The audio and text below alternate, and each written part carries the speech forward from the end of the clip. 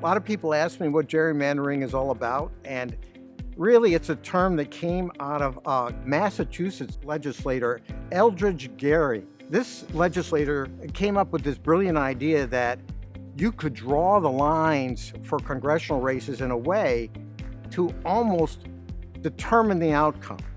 So it goes way back into the 17 and early 1800s, and now it's used to describe this process by which legislators sit in a room, look at a map and say, well, how are we going to draw these lines so it can make those districts more favorable to us? This district has been gerrymandered in a way that loses some of its character. It was really traditionally the South Side and Central Virginia district.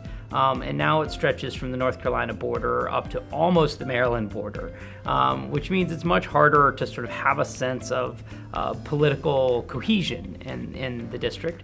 I think this is not going to be the 5th district anymore. Where we're sitting right now, say in the center of the district, Charlottesville, Nelson County area, this will be the 7th, maybe the 6th. It's not going to be the 5th. I think they're going to squash the 5th district down in Southside. Instead of looking like a dragon riding a scooter, it's going to look like a slug making its way, towards the ocean. I mean, I think that the geography, the idea that stretching from the North Carolina border all the way up to the Northern Virginia suburbs, I mean, I think that's a big element in why it's become purple, as you say. It is really remarkable if you look at Virginia's congressional districts 30 years ago by party affiliation, and then look at today, they basically flipped. Southern and Western Virginia used to be all Democrat. Northern Virginia was entirely Republican. Most of Hampton Roads was. Now it's the opposite, right?